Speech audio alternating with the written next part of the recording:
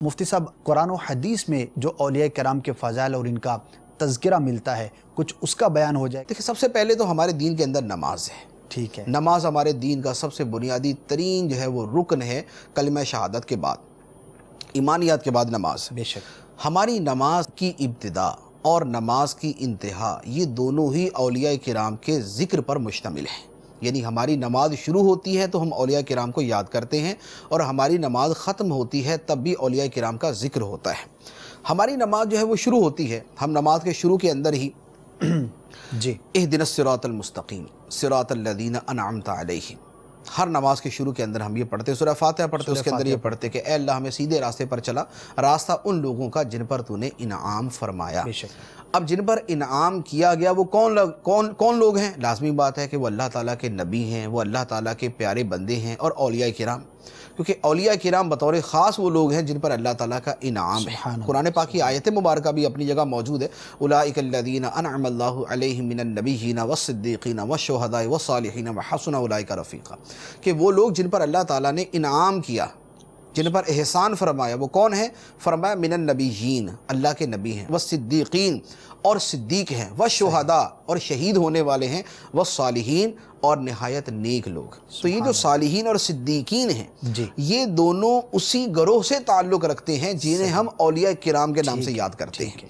تو یہ نماز کا شروع ہے اور اللہ تعالیٰ کے ان پیارے بندوں کا، ولیوں کا ذکر ہے۔ سبحان اللہ۔ ہم نماز ختم کرتے ہیں، اتحیات پہ ختم کرتے ہیں، اتحیات پڑھتے ہیں تو ہم اس کے اندر بھی پڑھتے ہیں اتحیات للہ والصلوات والطیبات، السلام علیکہ ایہا النبی ورحمۃ اللہ وبرکاتہ، السلام علینا وعلی عباد اللہ الصالحین۔ صحیح، یعنی پہلے اللہ تعالیٰ کی ثنا بیان کی، اس کے بعد نبی پاک صلی اللہ علیہ وآلہ وسلم کی بارگاہ میں سلام عرض کیا، اور اس سلام کے ساتھ ہم یہ کہتے ہیں کہ السلام علینا وعلی عباد اللہ الصالحین، کہ سلام ہو ہم پر اور اللہ کے صالحین بندوں پر۔ سبحان اب یہ جو اللہ تعالیٰ کے صالحین بندے یہ کون ہیں؟ اولیاء کرام ہیں۔ تو گویا اللہ تعالیٰ نے اپنے ولیوں کا ذکر ہماری اس بنیادی عبادت کے اندر رکھ دیا جو ہر مسلمان کے اوپر فرض، سبحان اللہ، رات دن وہ کرتے بطور فرض کے ادا کرے، وہ بطور نفل کے ادا کرے، وہ بطور سنت کے ادا کرے۔ اس کی نماز ہو نہیں سکتی جب تک کہ وہ اپنی نماز کے اندر ان دونوں چیزوں کو شامل نہ کرے۔ سورہ فاتحہ ہمارے نزدیک واجب ہے، اتحیات پڑھنا واجب ہے، شفافے کے اعتبار سے دیکھیں تو فرض ہے، سورہ فاتحہ بھی ان کے نزدیک فرض ہے، اتحیات پڑھنا بھی فرض ہے۔ تو گویا نماز کی ابتدا اور نماز کی انتہا دونوں ہی اولیاء کرام کے ذکر پر اور ان کی یاد پر مشتمل ہے۔ تو جس چیز کو اللہ تعالیٰ نے یہ اہمیت عطا فرمائی، اللہ تعالیٰ نے یہ اہمیت عطا فرمائی کہ وہ شے اس قدر مقام رکھتی ہے کہ نماز کے اندر اسے رکھ دیا گیا، تو اسی کو پھر ہم اپنی ان مجلسوں کے اندر، ان نشستوں کے اندر 11ویں کے نام پہ، کبھی داتا صاحب کے نام پہ، کبھی اعلیٰ حضرت کے نام پہ، کبھی کسی اور ولی کے نام پہ، پھر ہم ان کو یاد کرتے ہیں۔ اچھا، اسی طرح دوسری بات قرآن پاک کو لے لیں آپ، ہمارے دین کی سب سے بنیادی ترین چیز جو ہے وہ قرآن پاک ہے۔ یعنی اللہ تعالیٰ کی طرف سے اللہ تعالیٰ نے اپنا کلام جو نازل فرمایا وہ قرآن پاک کی صورت میں ہے۔ قرآن پاک کی کتنی صورتیں ہیں جن صورتوں کا نام اولیاء کرام کے نام پر ہے؟ اچھا، سبحان اللہ۔ جیسے مثال کے طور پہ سورہ مریم ہے، صحیح صحیح، سورہ مریم قرآن پاک کی صورت کا نام ہے۔ حضرت مریم رضی اللہ تعالی عنہا کیا ہے؟ نبی تو نہیں ہے وہ، ٹھیک ہے، وہ اللہ تعالیٰ کی ولیہ ہے۔ سبحان اللہ۔ ایک ولیہ کے نام پر قرآن پاک کی پوری صورت موجود ہے، اور اس پوری صورت میں اس ولیہ کے احوال اور اس کے حالات کو بیان کیا گیا۔ سبحان اللہ۔ یہ وہ صورت کے اندر ساری باتیں، اکثر و بیشتر باتیں جو ہے وہ حضرت مریم رضی اللہ تعالیٰ عنہ کے حوالے سے کی گئی۔ اچھا، اسی طرح قرآن پاک کی جو تیسری صورت ہے، فاتحہ، سورہ بقرہ اور سورہ آل عمران۔ سورہ آل عمران، یہ سورہ آل عمران جو ہے، یہ آل عمران کون ہے؟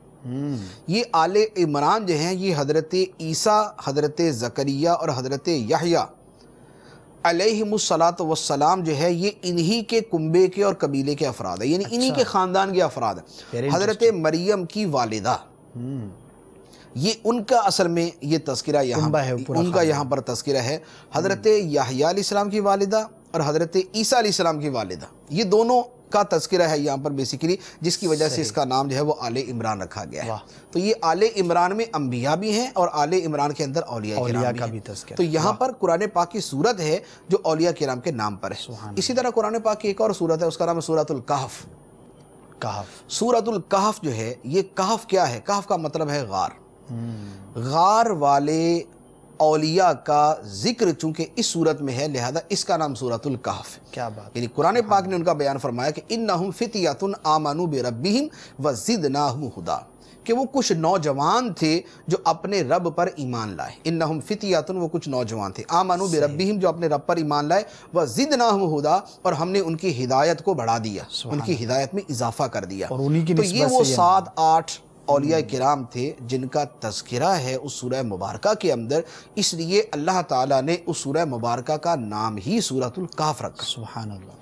اور پھر ان اولیاء کرام کے تذکرہ تو اپنی جگہ ہے، یعنی وہ تذکرہ تو ہے ہی ہے، اللہ تعالیٰ نے اس سورہ مبارکہ کے اندر اولیاء کرام کے اس کتے کا بھی تذکرہ کیا ہے کہ جو کتا ان اولیاء کرام کے ساتھ موجود ہے۔ سبحان اللہ، کیا بات ہے، کیا تو بات ہے۔ یہ اولیاء کرام کی شان جب ہم قرآن پاک کے تناظر میں دیکھتے ہیں، جب ہم قرآن پاک کی تلاوت کرتے ہیں، جب ہم سورہ فاتحہ کو دیکھتے ہیں، جب ہم دیگر آیات کو دیکھتے ہیں، جب ہم سورتوں کے ناموں کو دیکھتے ہیں، تو ہمارے سامنے آتا ہے کہ اولیاء کرام کا ایک باقاعدہ مقام ہے۔ صحیح، صرف ہم ہی نہیں کر رہے، یعنی صرف یہ ایسا نہیں ہے کہ کوئی باقاعدہ یعنی کسی فرقے کی وجہ سے اس کے کوئی وہ ہے تعلق ہے، یہ ہمارے قرآن کی بنیادی تعلیمات کے اعتبار سے یہ چیزیں ہمارے سامنے آتی ہے کہ قرآن پاک کی صورتوں کے نام ہم نے نہیں رکھے ہوئے، صحیح، صورتوں کے نام اللہ تعالیٰ کی طرف سے۔ قرآن پاک کی صورتوں کے نام یعنی انہیں کہا جاتا ہے کہ یہ وہ ہے، یہ شرع پر موقوف ہے، یہ اچھا، کہ شریعت نے ہی یہ نام دیے تو ان کے یہ نام ہیں، ورنہ ہم اپنی طرف سے صورتوں کے نام نہیں رکھیں گے کہ ہم سورہ بقرہ کا دوسرا نام بھی رکھ دیں۔ صحیح، نبی پاک صلی اللہ علیہ وآلہ وسلم نے بیان فرمائے اور سرکار نے وہ بیان فرمائے جو اللہ تعالیٰ نے انہیں سکھائے۔ سبحان اللہ۔ تو جب اللہ تعالیٰ اپنے کلام مقدس اور اپنی آخری کتاب کی صورتوں کے نام اپنے ولیوں کے نام پہ رکھتا ہے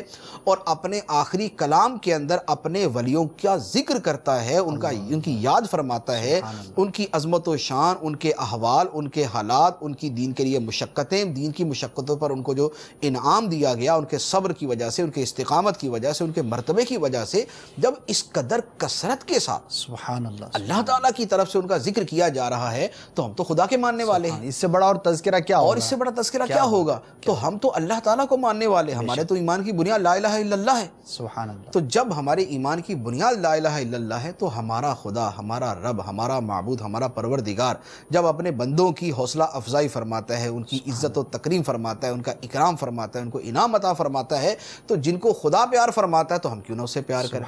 جن کو خدا یاد کرتا ہے ہم ان کو کیوں نہ یاد کریں؟ جن کا خدا ذکر کرتا ہے ہم ان کا کیوں نہ ذکر کریں؟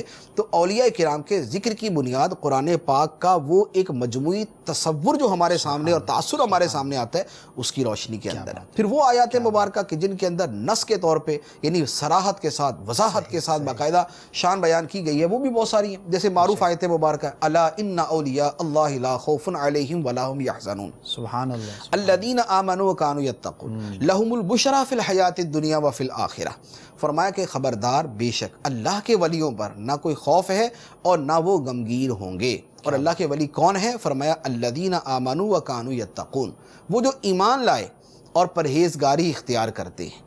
اب ایمان لائے پرہیزگاری اختیار کرتے ہیں، انہیں صلہ کیا ملتا ہے؟ فرمایا لہم البشریٰ فی الحیات الدنیا وفی الآخرہ، ان کے لیے دنیا کی زندگی میں بھی بشارت ہے، خوشخبری ہے، سبحان اللہ، آخرت کی زندگی کے اندر بھی خوشخبری ہے۔ سبحان اللہ، آخرت کی زندگی کی خوشخبری تو وہ ساری چیزیں ہیں جو قرآن و حدیث میں بیان ہوئی کہ اللہ تعالیٰ اپنے نیک بندوں کو، صالحین کو، اولیاء کو یہ مرتبہ دے گا، یہ مرتبہ دے گا، یہ مقام دے گا، یہ مقام دے گا۔ وہ آخرت کی، دنیا کی کیا ہے؟ صحیح، کیونکہ آیت مبارکہ میں تو دونوں چیزوں کا فرق ہے، لہم البشریٰ فی الحیات الدنیا، ان کے لیے خوشخبری ہے دنیا کی زندگی کے اندر بھی۔ تو وہ جو دنیا کی زندگی میں خوشخبری ہے اس کے بہت سارے پہلو ہیں، اور ان میں ایک پہلو یہ ہے کہ اللہ تعالیٰ ان کی یاد کو مسلمانوں کے دلوں میں زندہ کر دیتا ہے۔ واہ کیا بات ہے۔ یہ ان خوشخبریوں میں، ان بشارتوں میں سے ایک بشارت کی صورت ہے کہ اللہ کے جو نیک بندے ہیں، جو اللہ تعالیٰ کو ماننے والے ہیں، وہ پھر اللہ تعالیٰ کے پیاروں کو بھی مانتے ہیں۔ تو یہ جو اولیاء کرام کا ذکر ہوتا ہے، اب مثال کے طور پہ 11ویں شریف دنیا بھر کے اندر جی سرکار غوث پاک رضی اللہ تعالیٰ عنہ کی کتنی شان بیان ہوئی، بے شک، بے شک، آپ کے لیے کتنا ایصال ثواب کیا گیا، آپ کو کتنے اچھے الفاظ کے ساتھ یاد کیا گیا، آپ کے ساتھ کیسی محبت کا اظہار کیا گیا، آپ کی شان میں کتنی منقبتیں پڑی گئیں۔ یہ سب کیا ہے؟ لہم البشریٰ فی الحیات الدنیا، سبحان اللہ، دنیا کی زندگی کے اندر وہ جو خوشخبریاں ہیں ان کے لیے، اس کا ایک پہلو ہے جو حضرت سرکار غوث پاک رضی اللہ تعالیٰ عنہ کے زمانے سے چل رہا ہے اور انشاءاللہ تا قیامت چلتا رہے۔ انشاءاللہ۔ تو یہ وہ چیزیں ہیں کہ جو اولیاء کرام کے حوالے سے ہمیں قرآن پاک کی روشنی میں نظر آتی ہے. تو لہذا ہم نماز کے اعتبار سے دیکھ لیں، ہم قرآن کے اعتبار سے دیکھ لیں، ہم نصوص قرآنیہ کے اعتبار سے دیکھ لیں، اولیاء کرام کا ذکر، ان کی یاد ہمیں نظر آتی ہے. اس لیے ہم اولیاء کرام کو یاد کرتے ہیں، اور اسی لیے جو سچے مسلمان ہیں وہ اولیاء کرام کو یاد کرتے ہیں. صلو علی الحبیب صلی اللہ تعالی علی محمد. مجھے اپنی اور ساری دنیا کے لوگوں کی اصلاح کی کوشش کرنی ہے انشاءاللہ.